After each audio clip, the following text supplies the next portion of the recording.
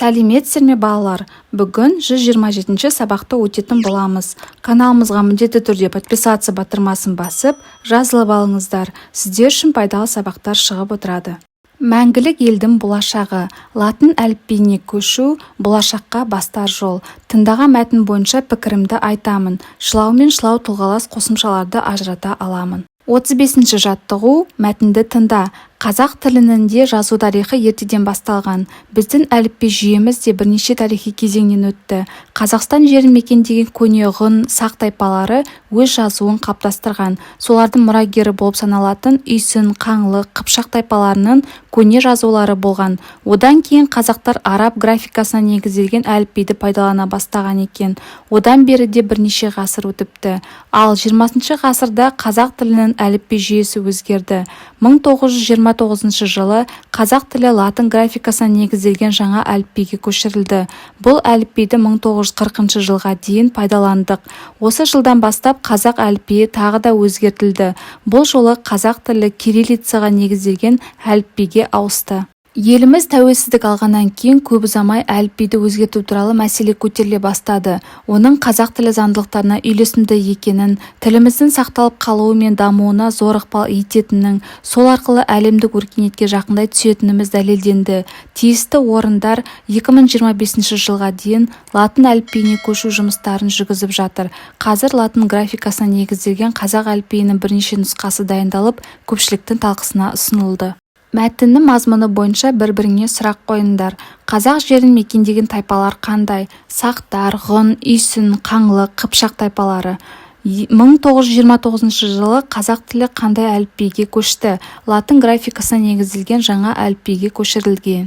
Мәтіннің мазмұнына байланысты өз пікіріңді айт. Пікір айтқан кезде қыстырма сөздер мен шылауларды қолдан. Меніңше қазіргі кезге дейінгі қалыптасқан жазу үрдісіміз сақталып қалу керек деп ойлаймын. Себебі заманға сай алдыға жылжып дамуға тиіспіз. Жыл өткен сайын дамыған жаңа технологиялар да шығарылып жатыр. Сондықтан бұрынғы өткен заманда қолданылған әдістерді жаңартудың еш қажеттілігі жоқ деп есептеймін.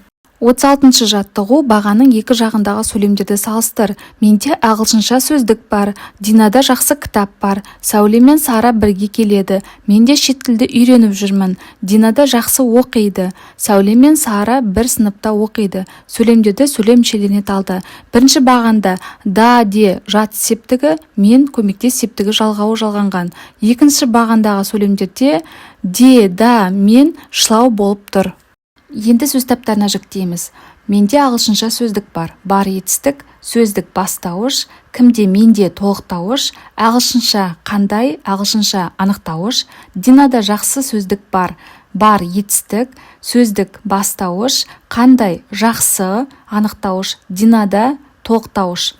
Сәуле Сарамен бірге келеді. Не істейді? Келеді. Кім? Сәуле. Кіммен? Сарамен. Қалай? Бірге.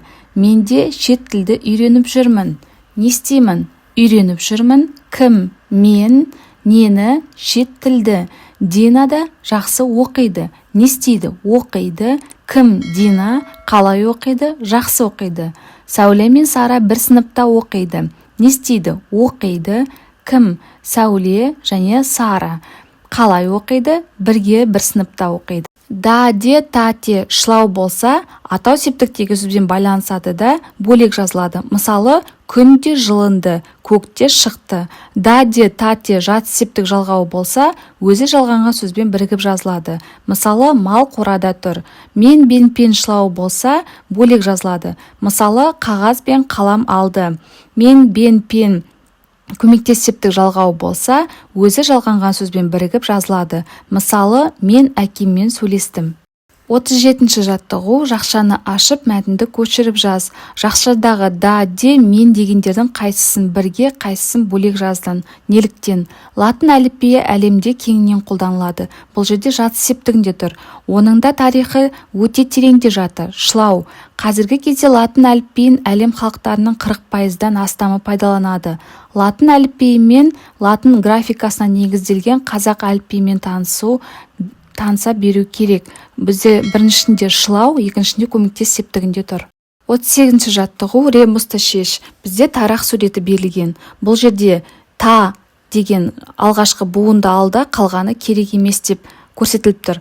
Тапқан сөзіңді жалғау және шылау ретінде пайдаланып, екі сөйлем құрап жаз. Ребустың жауабы та. Арман сабақта жазып отыр. Бұл жерде бізде жат септігінде тұр. Автобуста осы жерге тоқтайды. Бұл жерде шылау болып тұр. 39-шы жаттығу. Кестені толықтыр. Бөлек жазылатын шылаулар: да, де, та, те, маме, бабе және үшін қой. Дефиспен жазылатын шылаулар: ақ, ай, ау, мыс, міс, д. Жалғаулар мен тұлғалық ұқсастығы бар шылаулар: да, де, та, те, мен, бен, пен. Осымен сабақ аяқталды. Сабақ пайдалы болған болса, лайк басып, достарыңызбен бөлісуді ұмытпаңыздар.